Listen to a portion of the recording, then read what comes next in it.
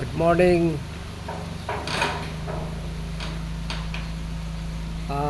Happy Wednesday. Ngayong January 21.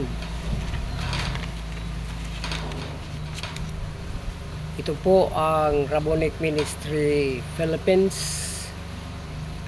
Nagbabalik sa Himpapawid upang maghatid naman ng magandang balita sa kabila ng masalimuot na mga kaganapan ngayon sa ating bansa at sa buong sanlibutan man, sapagkat ang ating mga kaganapan ngayon ay ating mapapansin na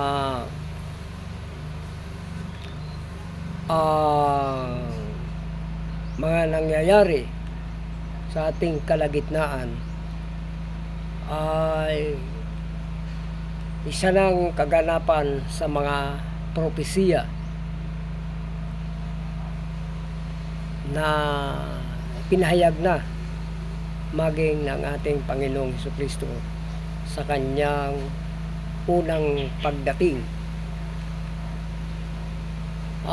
Dito ngayon sa ating tatalakayin ay nakatuon tayo sa tinatawag na usapin ng second coming ng Panginoong Jesucristo na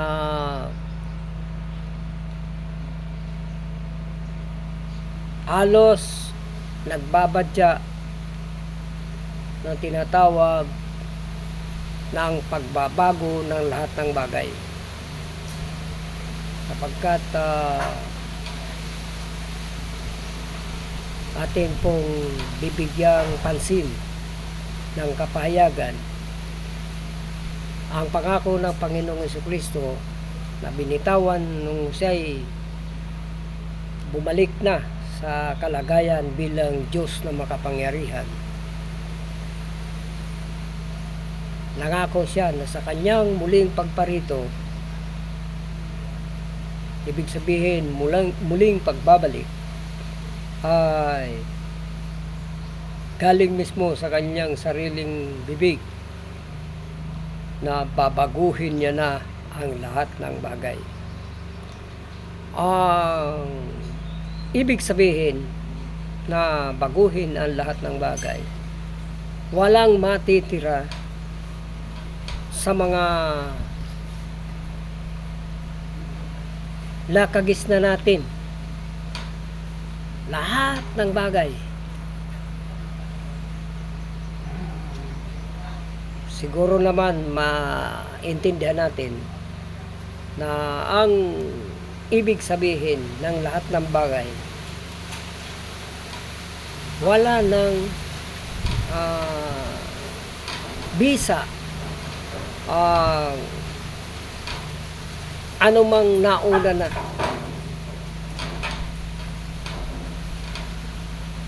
Ganun pa man,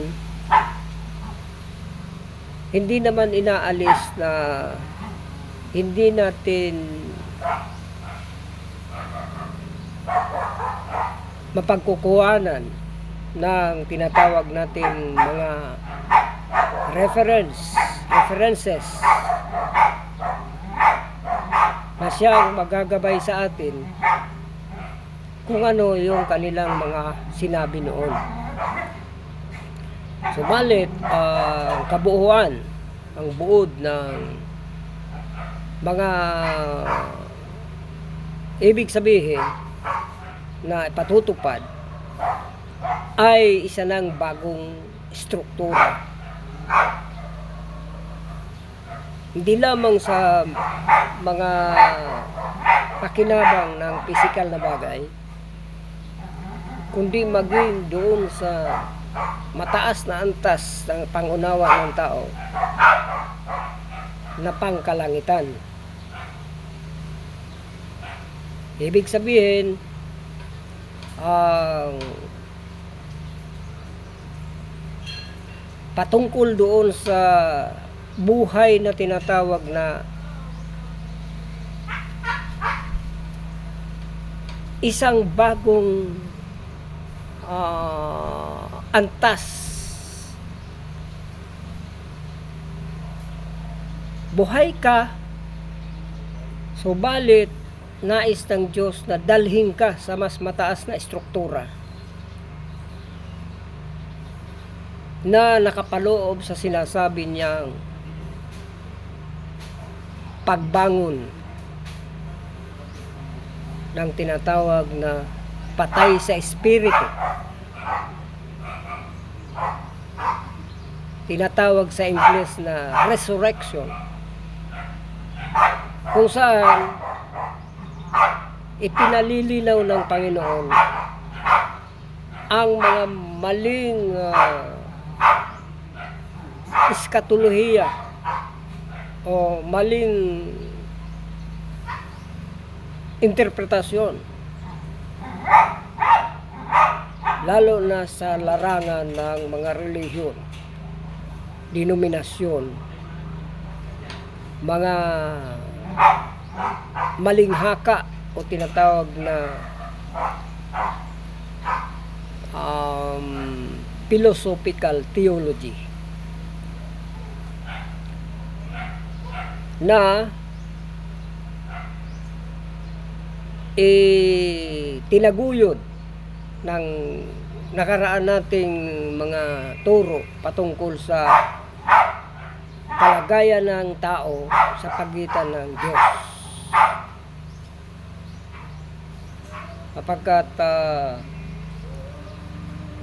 hindi masyado binigyan ng pansin,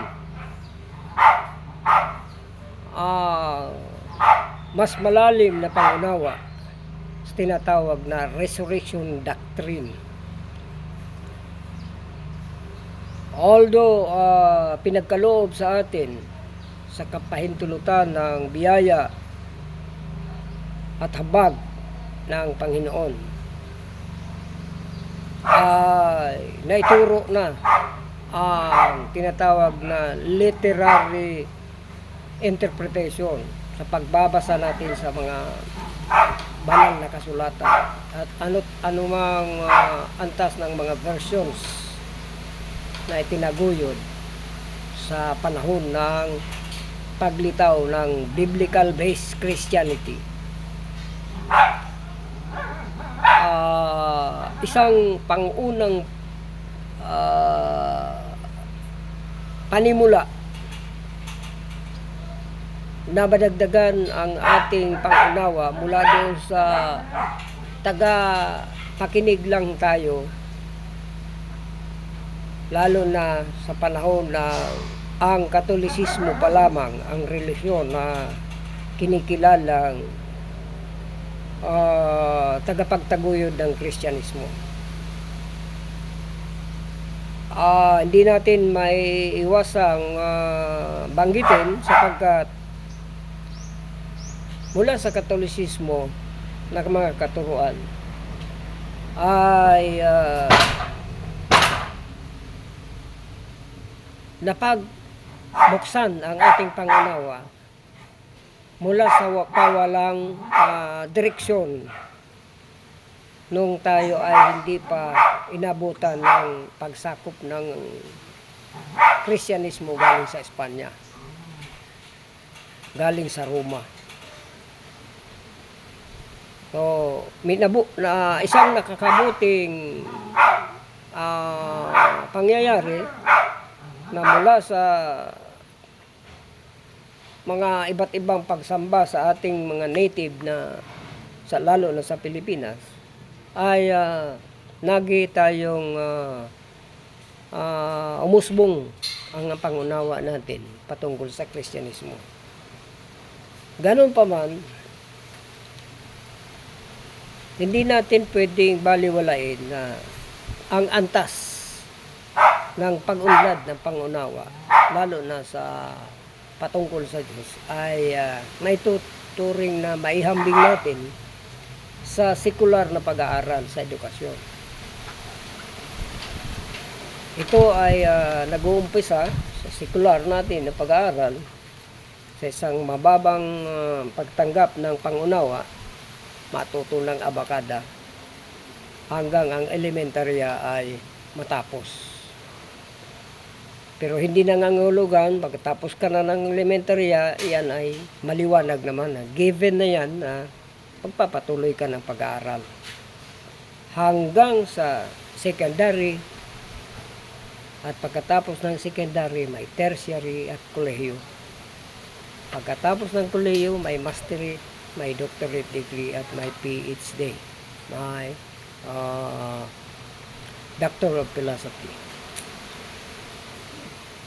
Nabanggit natin ang philosophy sapagkat iyan ang naging interpretasyon ng mga nangunguna nating mga tinatawag na religious and theologians na hindi nakaalis doon sa filosofiya. Ibig sabihin, ang interpretasyon natin ay nakasalalay lang doon sa mga masikap na nag-aaral ng patungkol sa teologo or pag-aaral patungkol sa pangunawa sa pagitan ng tao at ng Diyos. So, iyan ang kalalagayan hanggang sa ngayon na inabutan natin ang tinatawag na structure of churches. So, ang struktura ng mga churches ay nandiyan ang mga iba't ibang relihiyon. Umpisa na natin sa Israel. Isama na natin ang Islamic doctrine, Buddhism, Hinduism, sa iba-ibang bansa man ay nagkaroon ng mga Taoism, Confucianism o anumang mga patungkol sa pag-aaral na madagdagan ang pangunawa patungkol sa kapakanan at kabutihan ng tao. Binabanggit natin ito para sa isang paglilinaw na hindi pa nakaabot ang tao sa pangunawa patungkol sa ano ang kalalagayan sa pangunawa lamang ng tao, kung ito ba ay sapat na patungkol sa pag-aaral na madagdagan ang pangunawa ng tao. So, diretso tayo dito ngayon, fast forward tayo sa second coming. Kaya sinasabi ng Panginoon na babaguhin niya na ang lahat ng bagay sa kanyang muling pagbabalik dito sa lupa. Sapagkat alam mismo ng Panginoong Diyos, alam mismo na Panginoong Jesucristo ang makapangyarihan na hindi sapat na mabuhay ka dito sa lupa mula sa pinaka mababang parang ilalim ka ng talampakan hanggang doon sa may korona ng tinatawag na mga taong makapangyarihan. Ano man ang inabot,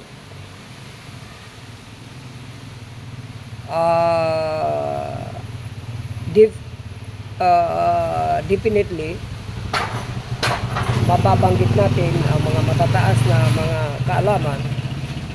Isama na natin ang mga astronaut at mga nag-aaral ng patungkol sa celestial bodies.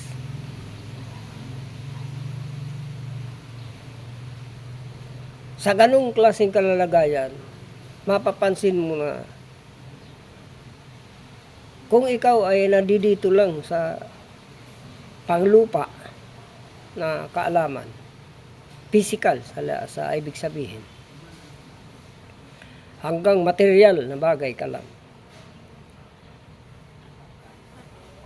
o maging ang mga scientifico na hindi natin maarok ang kanilang mga interpretasyon patungkol sa mga nasa kalawakan. Lahat ng iyan ay tinuturing ng Diyos na nilikha niyang mababang uri. Sapagkat yung taong mangmang na sabi nga, talampakan ka, ilalim ka na ng paa.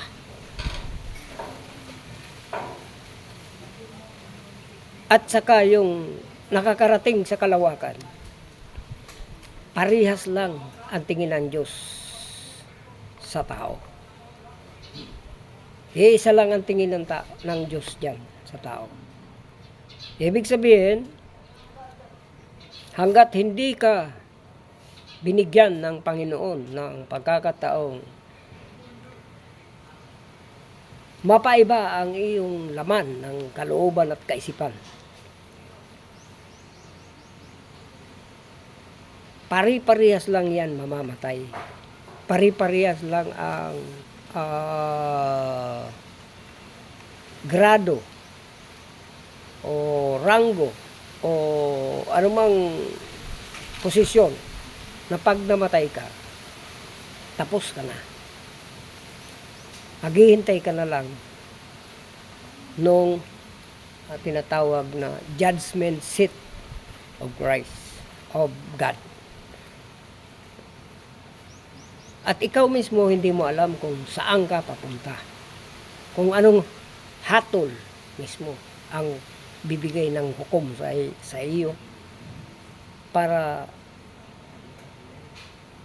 matanggap mo kung ano ka, kung saan ka nararapat. Hindi nakaligtaan ng Panginoon yan, sapagkat pangako ng Panginoon, sabi niya, sa anumang antas, mula pa noon hanggang sa ngayon at hanggang sa mga darating pa, ang pangako ng Panginoon laging constant.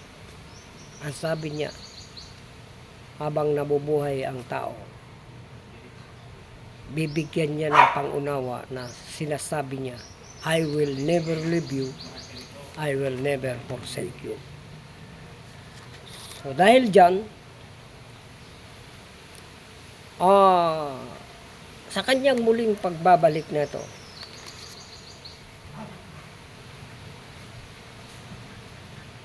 ay isang karagdagan na naman na struktura ng pag-angat ng antas ng pangunawa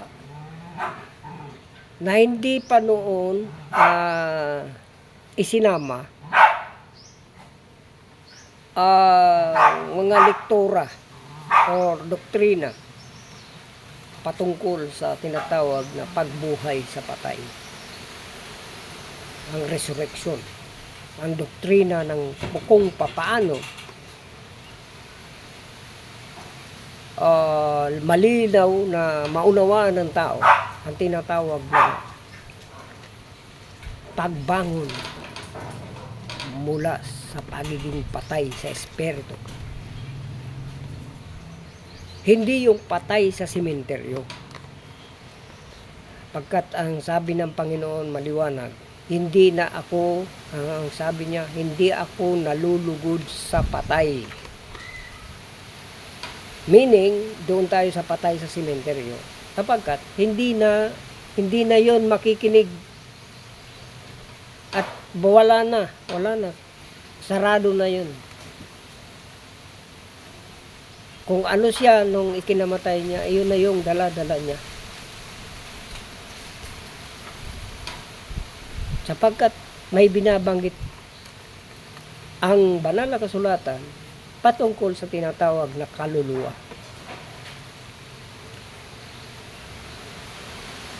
Ang nakalulungkot, mismo ang tao, lahat ng tao, hanggat hindi pa ipinapaunawa kung ano ang mga elemento o ano ang mapangahawakan ng isang tao para makilala niya ang kanyang kaluluwa. Isa yan sa mga dahilan na tinatawag na patay ka sa pangunawa. Sapagkat ang mahalaga, maunawaan na ng tao ang kanyang pagkatao sa kanyang espiritual na kalalagayan. Sa unang mga aral, mga doktrina, mga paghahangad na maunawaan natin ang Diyos, isang napakasila na bagay na hanggang sa nangamatay na lamang ang mga tao sa panahon na yun, na itong tatalikuran na panahon na struktura. Nangamatay na lamang ang mga tao at naiwan ngayon ang mga buhay. Isang napakalaking quandary o kawalan o pagkariwara ng kahit sino mang tao patungkol sa kanyang kaluluwa. Agad sa alam mo at sa hindi, meron kang kaluluwa at hindi mo alam ano ang kahulugan niyan sa iyo. So maliban na yan ay liwanagin at maituro at walang ibang pwedeng magturo na pinagkalooban niyan kundi ang Rabbinic Ministry Philippines. Isang unique, peculiar, and definite, specific na makapagturo lamang patungkol sa pagbuhay ng isang kaluluwa. Ibig sabihin, kaya sinabi ng Panginoon na patay ka sapagkat ikaw mismo buhay ang katawan mo, ang kaluluwa mo. Sa pagitan ng katawan mo at ang kaluluwa mo, hindi kayo gising na dalawa sa bawat isa. Because ang tao, habang gumagalaw pa at humihinga, magkasama sila sa kanyang kaluluwa. Ang problema, hindi alam ng tao na kasama niya ang kaluluwa niya, na lalong higit pa na ang kaluluwa ang sisingilin sa kanya pagdating na ihiwalay na ang katawan sa kanyang kaluluwa. So napakasila na ito, kapagkat hindi ito binibigyan ng pansin ng sino mang tao nilikha at nabubuhay habang nagpapasasa sa mga nagawa niyang accomplishment sa kanyang buhay, na maaaring i-differentiate natin sa dalawang bagay lang. Yung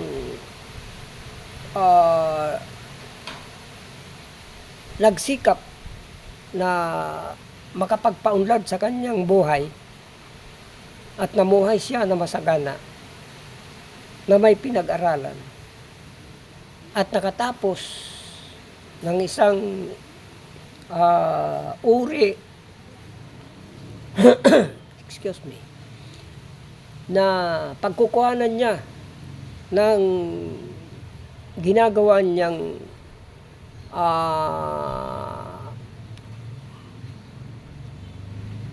matatawag nating makapagmalaki, kapagkat siya nga ay nakapagsikap at tinuturing niya ang sarili niyang maswerte siya sapagkat nagsikap siya at nakatapos nakapagpaunlad ng kanyang buhay at naging marami kanilang umunlad ay maging matatatag ang buhay at nakarating sa nais nilang ambisyon. Sabihin pa natin na hanggang sa pinakamataas na ambisyon sa larangan ng pag-aaral.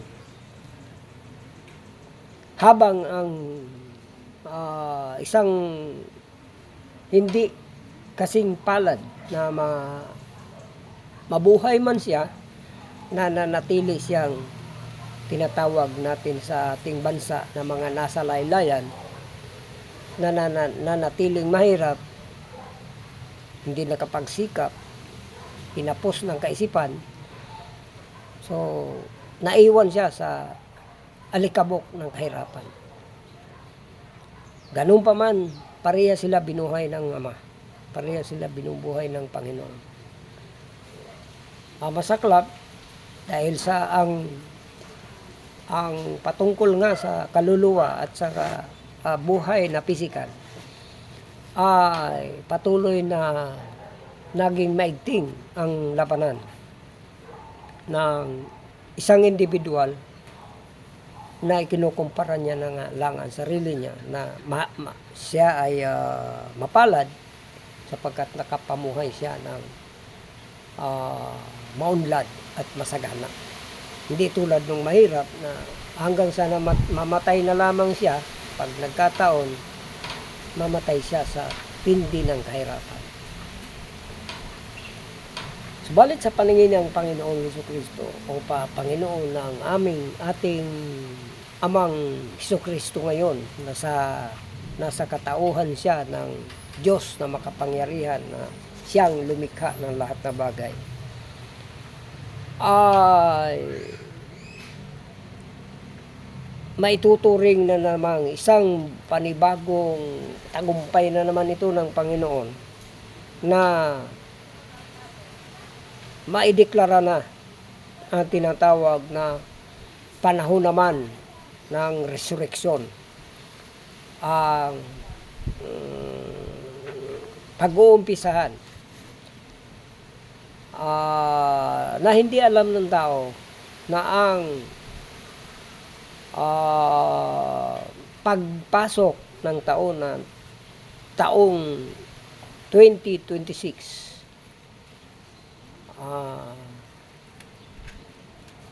2,000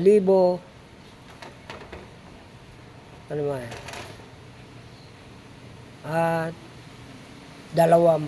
26 na taon na siyang tinatahak natin ngayon, ay ito na yung katuparan na tinatawag niyang bagong tinatawag na the new shift of a paradigm, isang estruktura kung saan pinapasok niya na ngayon ang kanyang dynamic plan, konsepto, struktura, mga dapat na mangyari pagpasok ng 2026 na buong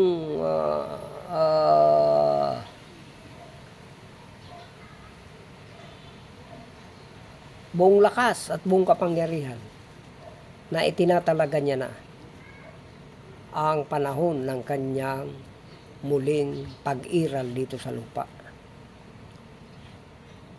So, sa alam mo man ito o hindi, kasama ka na. Basta buhay ka at makakapag-unawa ka, ay sakop ka na ng tinatawag na paghukom ng panahon. Tinatawag sa biblical term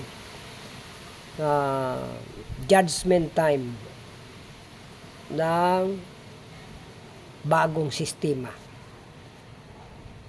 ng Panginoon, ng pag-iral ng panahon. Time and epochs. The times and epochs Ang ibig sabihin, lahat ng mangyayari ay nandito na sa isang panibagong paradigm or struktura. Ayaw mo sa gusto, ito na yung mangyayari. Na January 1st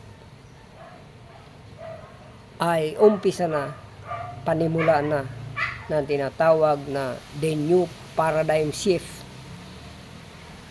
para sa isang bagong paghahanda, bagong instruktura o instruction or statutes ng Panginoon. Mga prinsipyo na dala-dala ng second coming ay dito na mag-uumpisa. So, dito na naman patutunayan, pagtitibayin ng Panginoong Diyos ang kanyang mga pangako na nakaakibat, nakapaloob at dapat na itaguyod na pag-aralan ng tao na isama na sa kanyang mga prioridad ang mga bagay na dapat diyang maunawaan na sa Panginoon, sapagkat dito na pagsasama-samahin ang natawag na upgrading ng Panginoon. Hindi tulad nung nakaraan na napakaraming substructure, lalo na sa spiritual na mga katuruan sa biblical, sapagkat napakaraming relihiyon ang ipinahintulot ng Panginoon na umiral na tinaguyod ng iba't ibang mga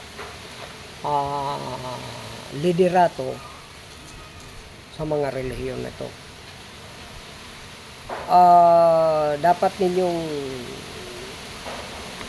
malaman na ang lahat ng iyan ay binura na ng second coming. Ang ibig sabihin, magpatuloy man kayo sa inyong mga paniniwala at pananampalataya patungkol sa mga pangunawa sa Panginoon, mga panalangin lalo na, madalas kung ano yung inyong nalalaman na panalangin ay iyon pa rin ang inyong gagamitin.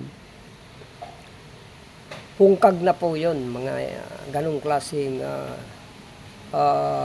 mga panalangin. Hindi na po yan pakikinggan ng Panginoon, pagkat ang diniklara niya na ay isang mga balangkas na kompleto na, wherein dalawa na lang ang inyong opsyon dito: believe God, believe in His instruction, in the dynamics of God dito sa second coming, or neglect or reject. Negligence and disobedience. Sinisigurado na ng Panginoon na doon ka, pag sinama-sama ka pa, doon ka mamamatay. So, ang ibig sabihin lang, na madaling salita, obey or disobey, yun na lang ang pamantayan ng Panginoon dito.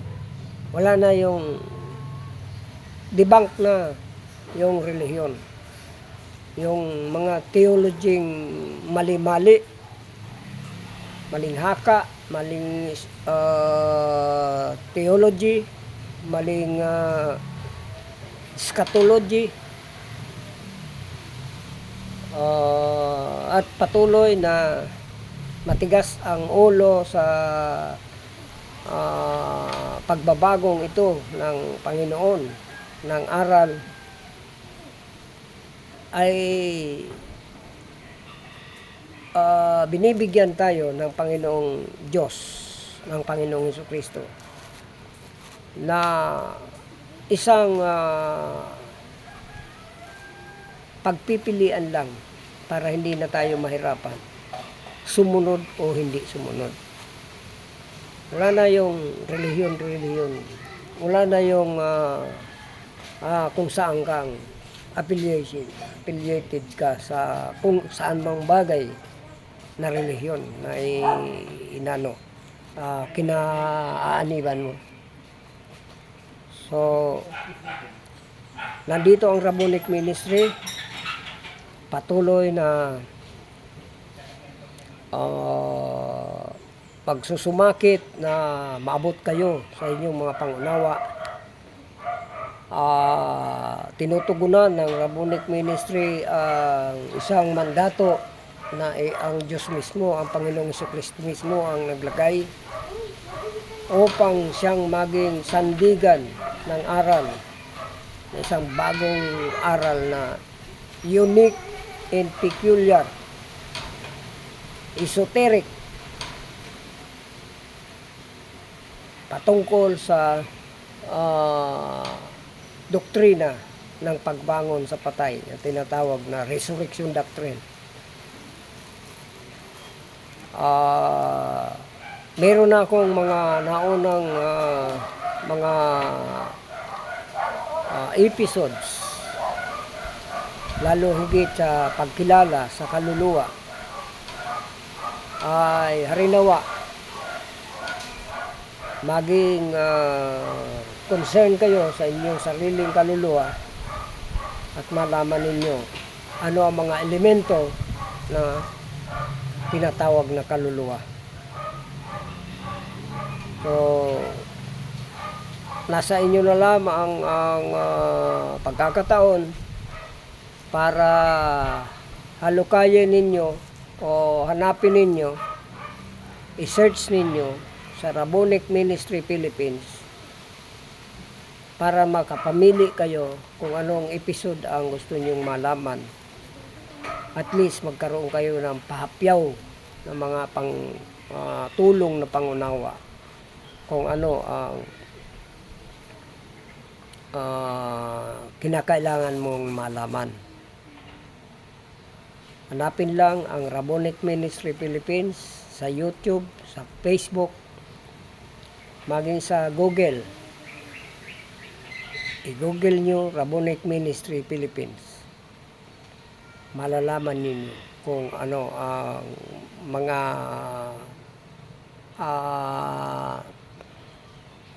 live na event at maging yung tinatawag na mga post na mga aral na nandiyan dyan. Merong mga paliwanag ang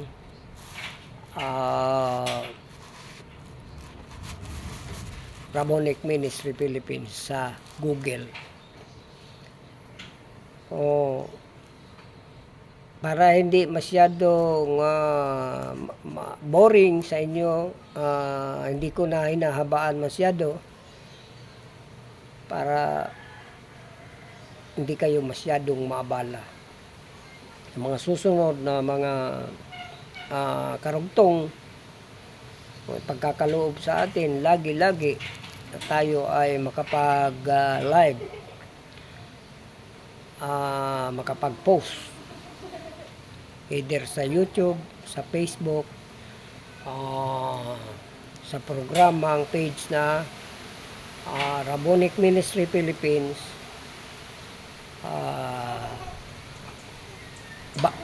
Eyeball on Air, and then dito sa pag-post na ito ng Rabbinic Ministry. Pansamantala, dito muna tayo titigil hanggang sa susunod nating pagkikita. God bless the Philippines. God bless us all throughout. In Jesus' most precious name, the name above every name, in the second coming,